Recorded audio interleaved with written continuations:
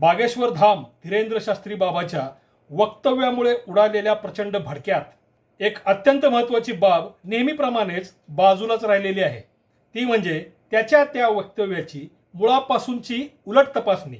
यामधून अनेक गोष्टी उघड होतात.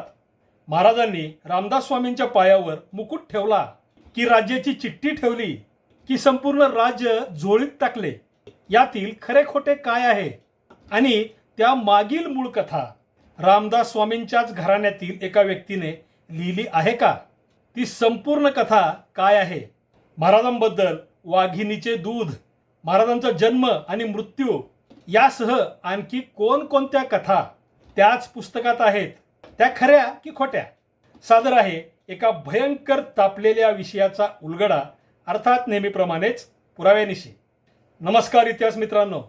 तो बागेश्वर धाम धीरेंद्र कृष्णा शास्त्री बरळला, खोटा पडताच तोंडावर आपटला आणि फक्त जुजबी माफी मागून बाजूला झाला. पण यामध्ये एक महत्त्वाचा प्रश्न मात्र तसाच बाजूला राहिलेला आहे. तो म्हणजे त्या धीरेंद्र शास्त्रीला ती कथा कुणाकडून कळाली, ती त्याने कुठे वाचली, कुठे ऐकली, त्याच्या त्या वक्तव्यामागील बोलविता धनी कोण आहे? त्या शास्त्री बुवाने हे मनानेच रचून सांगितलेले आहे असे जर तुम्हाला वाटत असेल तर ते मात्र चुकीचे आहे. कारण त्यामागे एक लिखित कथा आहेच आणि ती तब्बल 200 वर्षापूर्वीची असून ती रामदास स्वामींच्या घराण्यातीलच एका व्यक्तीने लिहिलेली आहे. खरे तर त्या शास्त्रीला महाराज आणि रामदास स्वामी यांची ती मूळ कथा काय आहे हे एकतर माहिती नाही किंवा ती त्याने जाणून बुजून बदलून सांगितलेली आहे. इथे आधी तो धीरेंद्र शास्त्री काय म्हणाला ते मी थोडक्यात सांगतो. हा म्हणाला होता, शिवाजी महाराजांनी रामदास स्वामींना मी आता थकलो आहे असे म्हणत आपला राजमुकुट रामदासांच्या पायावर ठेवला आणि महाराज रामदासांना म्हणाले, माझ्यावर दया करा, हे राज्य तुम्हीच सांभाळा. तेव्हा रामदास स्वामींनी मी तुमचा गुरु आणि तुम्ही माझे शिष्य आणि गुरुची आज्ञा पाळणे हेच शिष्याचे प्रथम कर्तव्य असते असे शिवरायांच्याच तोंडातून वदवून घेऊन तो मुकुट परत महाराजांना दिला आणि त्यांना सांगितले की हे राज्य आता आमचे झाले आहे, पण तुम्ही आता याचे संचालन करा, म्हणजे फक्त चालवा. खरे तर हीच कथा थोड्या वेगळ्या स्वरूपात जग्गी वासुदेव उर्फ सद्गुरू या नावाच्या एका व्यक्तीने एका जाहीर कार्यक्रमात सांगितली होती. त्यात या सद्गुरूने रामदास हे शिवाजी महाराजांचे गुरु होते. शिवाजी महाराजांनी एका चिठ्ठीवर मी माझे संपूर्ण राज्य तुम्हाला दिले आहे असे लिहून ती रामदासांच्या पायावर ठेवली. तेव्हा रामदास स्वामी म्हणाले की हे राज्य आता मला दिले आहे, आता तुम्ही काय करणार? यावर महाराज म्हणाले, जे तुम्ही म्हणाल ते करीन. मग रामदास स्वामींनी एक भिकेचा कटोरा महाराजांच्या हातात दिला आणि ते दोघेही रस्त्यावर भीक मागू लागले. रात्री जेवण झाल्यानंतर रामदासांनी त्यांच्या अंगावरचे भगवे वस्त्र शिवरायांना दिले आणि सांगितले की तुमचा झेंडा म्हणून हे वापरा आणि परत जाऊन राज्य करा. पण हे राज्य आता तुमचे नाही हे लक्षात ठेवा आणि त्याप्रमाणे वागा.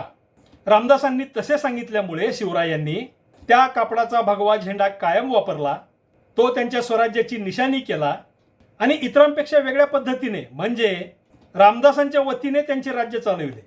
धीरेंद्र शास्त्रीने या जग्गी वासुदेवाच्या कथेत राज्याच्या चिठ्ठीच्या जागी मुकुट ठेवला आहे आणि शेवटी महाराजांच्या तोंडी रामदासांना उद्देशून मी तुमचा शिष्य आहे, तुम्ही माझे गुरु आहात हे शब्द घातले आहेत असा बदल केलेला आहे.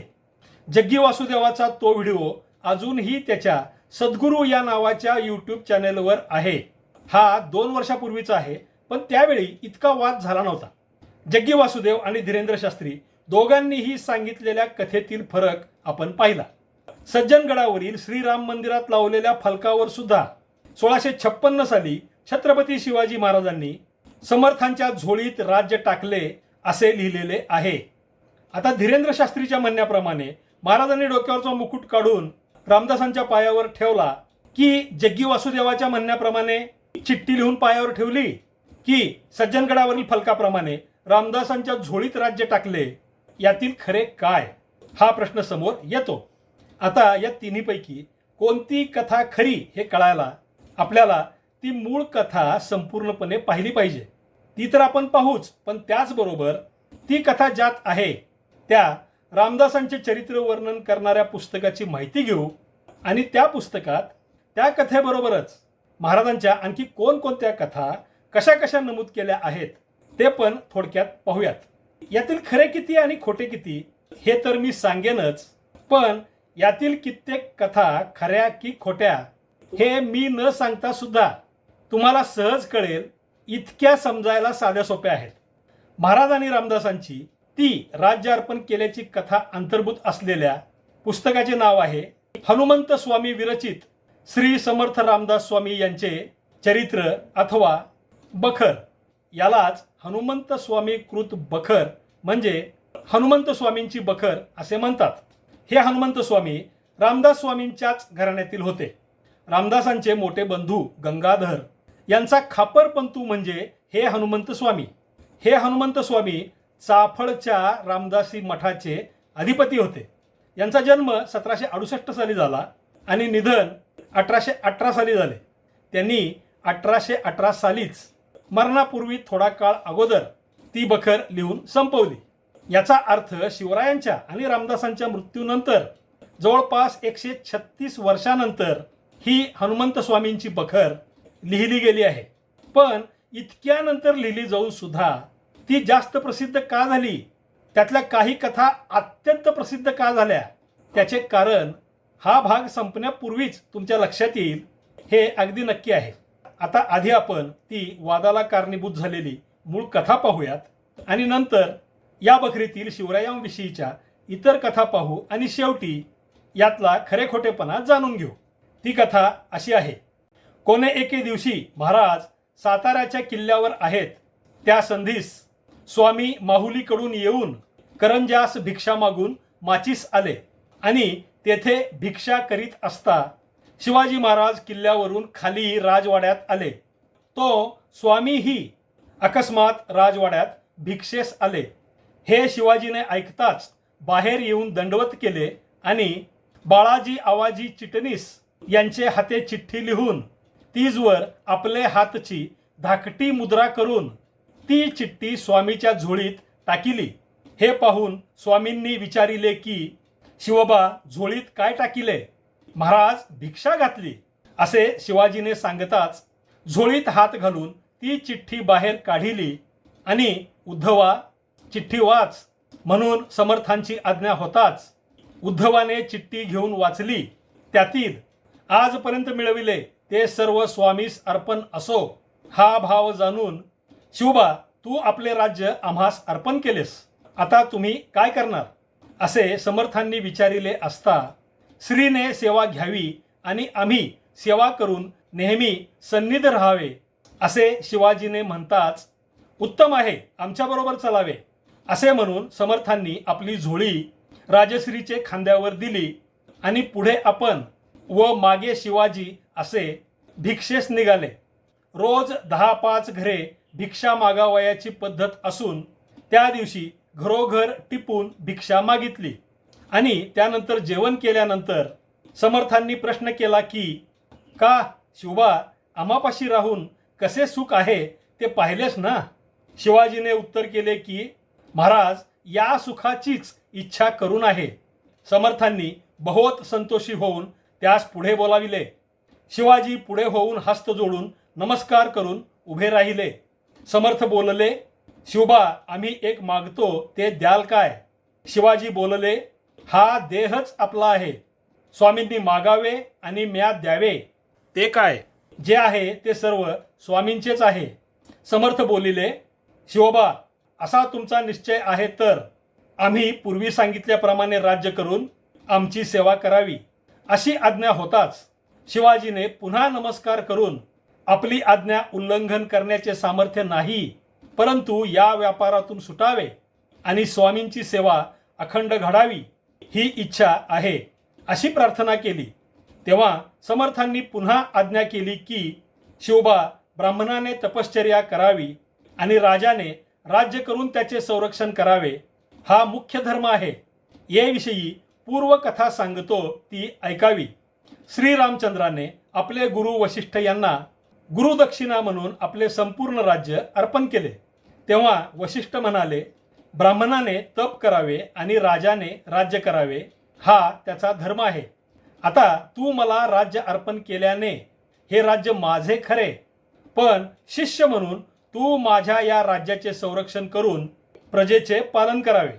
या आज्ञेप्रमाणे श्री रघुपती राज्य करते झाले.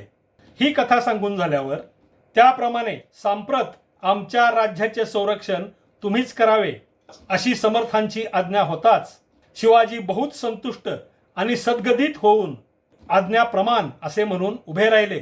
समर्थांनी उद्धवास सांगितले की तुझ्याजवळ जी चिठ्ठी आहे ती शिवबापाशी परत द्यावी. असे म्हणताच राजश्री म्हणाले, स्वामी, माझे राज्य तू चालवावे अशी आज्ञा असता चिठ्ठी माघारी देऊन माझी परीक्षा करावयाची असल्यास मी कसा पुरा पडेन. तेव्हा स्वामींनी हास्य करून, शिवबा, तुझे व माझे हा संकल्प अद्याप तुझपाशी असल्यास दिवाकर याजपाशी ही चिठ्ठी राहू द्यावी आणि तुम्ही राज्य करावे अशी समर्थांची वारंवार आज्ञा होत असता महाराज पादुका दिल्या वाचून राज्य करणे प्रशस्त वाटत नाही अशी शिवबाची विनंती श्रवण करून समर्थांनी बहुत बरे असे म्हणून पादुका दिल्या आणि श्री रघुपतीची आज्ञा झाल्याची वगैरे गुह्य गोष्ट सांगून समाधान करून पुन्हा शिवाजीस राज्याधिकारावर पाठविले. ही कथा इथे संपली. आता ही कथा पूर्ण सांगितल्यानंतर हिच्यात काय काय सांगितलेले आहे ते तुमच्या बरोबर लक्षात आले असेल. ते मी पुन्हा आणखी स्पष्ट करून सांगण्याची गरज नाही, इतकी ही कथा स्पष्ट आहे. आता ही कथा खरी की खोटी ते ऐतिहासिक पुराव्यांसह जाणून घेऊयात. या कथेच्या अखेरीस हा प्रसंग शके 1577 चैत्र वद्य पक्षी म्हणजे इसवी सनाच्या 1655 सालच्या एप्रिल महिन्यात घडला असे लिहिलेले आहे. एप्रिल 1655 पर्यंत महाराजांनी सातारा किल्ला जिंकलेलाच नव्हता. हा किल्ला 1673 साली महाराजांनी पहिल्यांदा जिंकला, त्याचा हा पुरावा. अर्थात सातारा शहर 1655 साली महाराजांच्या ताब्यात नव्हते, ते आदिलशाहीच्या अंमलाखाली होते. तर मग 1655 साली महाराज साताऱ्याच्या किल्ल्यावर कसे असतील. दुसरे, या कथेमध्ये रामदास स्वामी परळीला निघून गेले असे म्हटलेले आहे. परळीला किंवा परळीच्या किल्ल्यावर रामदास स्वामी हे 1676 साली पहिल्यांदा राहायला आले होते, त्याचा हा पुरावा. त्यामुळे ते सुद्धा 1655 साली परळीला नव्हतेच. तिसरी बाब म्हणजे महाराजांनी 1661 साली राजापूरची इंग्रजांची वखार लुटली, तेव्हा बाळाजी आवजी चिटणीस हे पहिल्यांदा महाराजांच्या पदरी रुजू झाले होते, त्याचा हा पुरावा. आता हे बाळाजी आवजी 1655 साली त्या कथेतील ती चिठ्ठी कशी लिहितील, कारण त्यावेळी तर ते महाराजांच्या पदरीच नव्हते. चौथी बाब म्हणजे महाराज आणि रामदासांची पहिली भेटच निर्विवादपणे 1672 साली झालेली आहे, त्याचा हा पुरावा. मग 1655 साली महाराज या रामदासांच्या बरोबर आदिलशाहीच्या ताब्यातील साताऱ्यात घरोघरी भीक मागायला गेले तरी कसे. ऐतिहासिक पुराव्यांच्या कसोटीवर स्थळ, काळ आणि व्यक्ती यांचा कसलाही ताळमेळ नसलेली ही कथा खरे तर इथेच पूर्णपणे खोटी ठरते. तसेच शिवचरित्राची अस्सल साधने म्हणजे पुरावे असलेल्या कुठल्याही समकालीन कागदपत्रात असल्या कुठल्याही प्रसंगाचा कुठेच एका शब्दानेही उल्लेख नाही. यासोबतच शिवरायांचे एक अधिकारी कृष्णाजी अनंत सभासद यांनी शिवरायांच्या चरित्रावर लिहिलेल्या सभासद बखरीत आणि शिवभारत या राजकवी परमानंदांनी शिवरायांच्याच आज्ञेवरून लिहिलेल्या ग्रंथात रामदास स्वामींचे कुठेही एकदाही नाव सुद्धा नाही.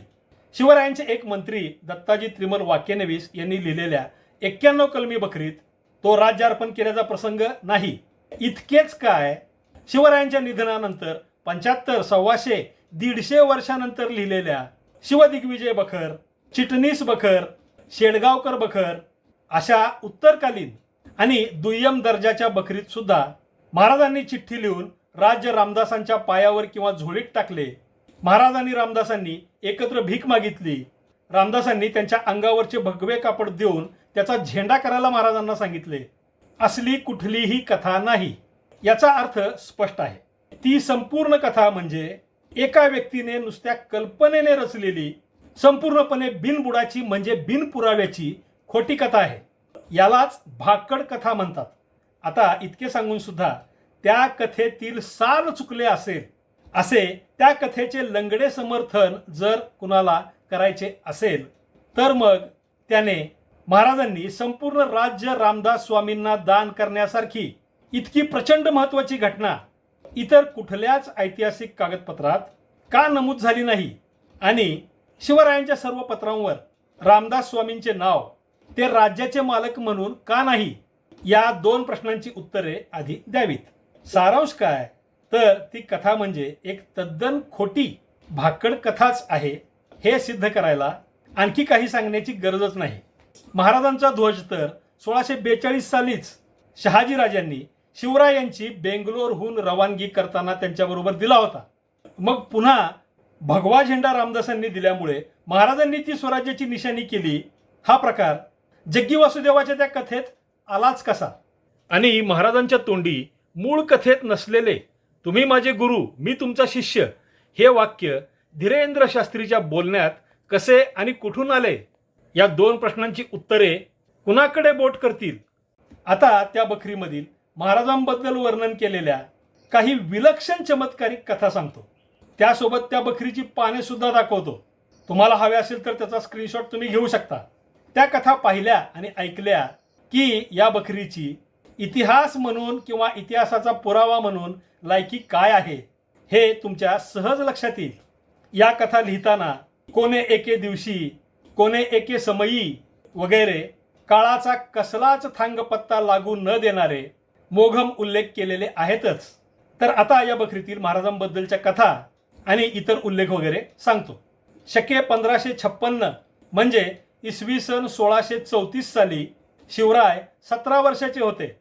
खरं तर महाराज यावेळी केवळ 4 वर्षाचे होते. श्री भवानी देवीने शिवरायांना दृष्टांत देऊन रामदासांना शरण जायला सांगितले. रामदासांनी महाराजांना चरणतीर्थ देऊन त्यात गंध उगाळून त्याची गोळी करून ती ताईतात घालून तो ताईत महाराजांनी नेहमी जवळ बाळगावा आणि त्याची नित्य पूजा करून तीर्थ घेत जावे असे सांगितले. दर गुरुवारी शिवराय रामदास स्वामी जिथे असतील तिथे जाऊन त्यांची भेट घेत असत. गेल्या 8 दिवसात काय काय झाले ते रामदासांना सांगत असत आणि पुढच्या 8 दिवसात काय काय करायचे त्याची आज्ञा रामदासांकडून घेत असत.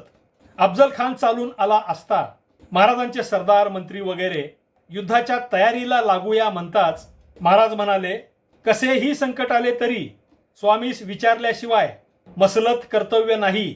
प्राण जाओ अथवा राहो. स्वामींच्या आज्ञे वाचून पाहून पुढे पडावयाचे नाही.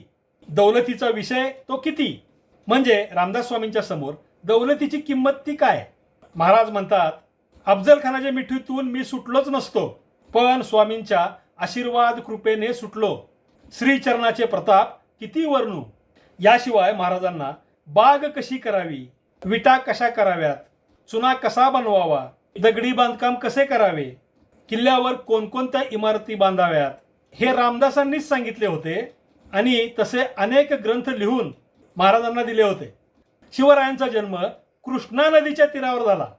महाराजांची परीक्षा घ्यायला रामदास स्वामींनी आजाराचे सोंग घेऊन वाघिणीचे दूध आणायला महाराजांना पाठविले. जंगलातील वाघिणीने हल्ला करून महाराजांची मान तोंडात पकडली. त्यावेळी महाराज मनातल्या मनात त्या वाघिणीला म्हणाले, मला स्वामींसाठी तुझे दूध पाहिजे, कृपा करून तू मला मारू नको, दूध दे. ते ऐकून त्यावेळी ती वाघीण गायीप्रमाणे गप्प उभी राहिली आणि महाराज तिचे दूध काढून तिला नमस्कार करून तिथून निघाले. महाराजांनी 1664 साली रामदासांना भेटून दिल्लीला म्हणजेच आग्र्याला जाऊन आल्याचा सर्व वृत्तांत सांगितला. खरे तर महाराज 1666 साली आग्र्याहून निसटले होते हे आपल्याला माहिती आहे. पण त्या बखरीत त्यापूर्वी 2 वर्षे आधीच महाराजांनी रामदास स्वामींना तो वृत्तांत सांगून सुद्धा टाकला होता. शिवराय आणि रामदास स्वामी एकदा चाफळला एकमेकांशी बोलत बसलेले असताना तिथूनच रामदास स्वामींनी राजापूरच्या समुद्रात बुडणारे एक जहाज मालासह बाहेर काढल्याचा चमत्कार केला होता. जेजुरीच्या खंडोबाने शिवरायांचे रूप घेऊन निळ्या रंगाच्या घोड्यावर बसून रामदासांना भेटून त्यांना जेजुरीच्या मंदिरात दर्शनासाठी नेले. श्री भवानी देवीने समर्थांच्या विचाराने राज्याभिषेक करावा असा दृष्टांत महाराजांना दिला. राज्याभिषेकापूर्वी महाराजांनी सर्व राजचिन्हे रामदास स्वामींना अर्पण केली. रामदास स्वामींनी त्यांचा शिष्य उद्धव याला शिवबा आजपासून 60व्या दिवशी स्वर्गस्थ होईल म्हणजे निधन पावेल असे महाराजांचा मृत्यू कधी होणार हे 2 महिने आधीच सांगितले होते. याशिवाय शिवरायांच्या संबंधी अशा अनेक चमत्कारिक पूर्णपणे खोट्या भाकड कथा या बखरीमध्ये रचलेल्या आहेत. रामदासांनी केलेल्या इतर अफाट चमत्कारांनी तर ही बखर खच्चून भरलेली आहे. यामध्ये 50हून जास्त संपूर्णपणे अविश्वसनीय असे चमत्कार आहेत. त्यातील ज्या चमत्कारांमध्ये महाराजांचा काही संबंध नाही त्याच्याशी रामदासांचे परमभक्त सोडून इतर बहुसंख्य लोकांना म्हणजे शिवरायांना महाराष्ट्राचे भाग्यसूर्य मानणाऱ्यांना काही देणे घेणे असण्याचे कारण नाही. तसल्या कथांवर विश्वास ठेवायचा की नाही हा रामदास स्वामींच्या भक्तांचा आणि रामदासी संप्रदायाचा खाजगी वैयक्तिक प्रश्न आहे. तो त्यांचा त्यांनी बघून घ्यावा. पण जिथे जिथे शिवरायांविषयी खोट्या कथा, चमत्कार आणि तद्दर खोटी वाक्ये, प्रसंग, उल्लेख आहेत त्याची उलट तपासणी करून खऱ्या खोट्याचा पर्दाफाश हा केलाच पाहिजे. तुम्ही तुमच्या चमत्कारात महाराजांना ओढले की तुमच्याकडे सर्वांचे लक्ष जाणार. तुम्ही सांगताय ते खरे की खोटे याचा तपास होणार आणि खोटे असेल तर त्याचा जाब हा विचारला जाणार. मुळात शिवाजी महाराजांना तसल्या चमत्कारांमध्ये ओढायचे कारणच काय याचे अगदी सोपे आणि खरे उत्तर शिवछत्रपतींशिवाय ना सत ना गत असे आहे. कारण शिवछत्रपती हे अख्ख्या महाराष्ट्रातील 18 पगड जातींचे दैवत आहेत, प्रेरणास्थान आहेत, सर्वोच्च स्थानी असलेले अभिमान बिंदू आहेत. आणि यामध्ये इतिहास अभ्यासक संशोधकांचे कर्तव्य काय आहे तर त्यांनी नीट अभ्यास करून शिवरायांच्या इतिहासाबद्दल खोटे बोलणाऱ्याला त्यांच्या चरित्रात नको त्या चमत्कारिक, काल्पनिक, भाकड कथा घुसडणाऱ्यांना पुराव्यांसह उघडे पाडले पाहिजे. नाहीतर अब पछताने से क्या फायदा जब चिडिया चुग गई खेत अशी महाराजांच्या मूळ इतिहासाची अवस्था व्हायला फार वेळ लागणार नाही. कुणीही उठावे आणि महाराजांच्या बद्दल काहीही खोटे नाटे सांगावे याला काही मर्यादाच राहणार नाही. आता शेवटचे 1-2 महत्त्वाचे मुद्दे सांगतो. शिवरायांच्या बद्दल असल्या भाकड कथा रचणारे निर्बुद्ध नक्कीच नसतात. पण विशिष्ट व्यक्तीच्या भक्तीपोटी बुद्धीने आंधळे झालेले लोक तसले अवास्तव आणि अशक्य चमत्कार खरेच मानणार अशी पक्की खात्री त्या कथाकारांना असते. तसल्या कथा या खऱ्याच आहेत हे सर्व लोकांना पटवून देण्याचा आटापिटा करणारे अंधभक्त बाबा वाक्यम प्रमाणम च्या आहारी जाऊन स्वतःच्या बुद्धीची खरी लायकी उघड करीत असतात. आणि त्यासोबतच स्वजातीवर सुद्धा इतर जातींच्या तुलनेत नजरेत निर्बुद्धपणाचा शिक्का मारत असतात. दुसरा मुद्दा, रामदास स्वामींच्या बद्दल त्यांचे भक्त जे खोटे नाटे बोलतात त्याच्याशी प्रत्यक्ष खुद्द रामदास स्वामींचा काही संबंध नसतो. म्हणजे ते स्वतः रामदास स्वामींनी स्वतःबद्दल कुठेच लिहिलेले म्हटलेले नसते. पण प्रत्यक्षात होते काय तर भक्तांच्या खोट्या भाकड कथा सांगण्याच्या करामतीमुळे मूळ विषय बाजूलाच राहून थेट रामदास स्वामींच्यावर शिव्याशाप आणि आरोपांचा भडीमार चालू होतो. म्हणजे हे भक्त त्यांच्या स्वतःच्या देवाच्याच आणि सोबतच स्वजातीच्याच बदनामीला कारण होतात. अभ्यास न करता, पुरावे न तपासता महाराजांच्या बद्दल बेताल बोलणे म्हणजे अभ्यासोनी प्रकटावे या रामदास स्वामींच्याच वचनाला हरताळ फासणे नाही का? सत्यमेव जयते या सर्वोच्च तत्वातील सत्याला खुंटीवर टांगून असत्याचा उदो उदो करणे म्हणजे सदा सत्य बोलावे या वचनाच्या विरुद्ध नाही का? असे करून अत्यंत अभ्यासू, हुशार, बुद्धिमान आणि सत्यनिष्ठ मानल्या जाणाऱ्या स्वजातीची कसली प्रतिमा आपण जनमानसात उभी करतोय हे लक्षात येत नाही का? इतके समजणे इतकी अल्पबुद्धी सुद्धा जर नसेल तर मग काय बोलावे, बोलणेच खुंटले. दुसरीकडे एखादा विशिष्ट हेतू साध्य करण्यासाठी महाराजांबद्दल खोट्या कथा सांगून आपण उरलेल्या इतर सर्व जातींना आपले वैरी बनवत आहोत हे लक्षात कसे येत नाही याचा विचार सुज्ञांनी जरूर करावा. शिवछत्रपतींचा इतिहास म्हणजे कुणाच्या खाजगी बागेतला भाजीपाला आहे की त्याची मोनोपली, कॉपीराईट, पेटंट कुणी घेऊन ठेवले आहे? राज्य अर्पण करण्याच्या त्या खोट्या भाकड कथेने महाराजांच्या इतिहासाचे सुद्धा आपण एकमेव मालक झालो ही समजूत चुकीची की बरोबर? मित्रांनो, या भागात मी जे काही सर्व सांगितले आणि जे मुद्दे मांडले त्याबद्दल तुम्हाला काय वाटते, तुमचे विचार काय आहेत ते कमेंटमध्ये जरूर सांगा. हे सर्व आवडले असेल, नवीन वाटले असेल तर तुमच्या मित्रांना आणि परिचितांना या व्हिडिओची लिंक न चुकता शेअर करा. पुन्हा भेटूयाच पुढच्या व्हिडिओत. तोपर्यंत जय शिवराय, जय महाराष्ट्र धर्म.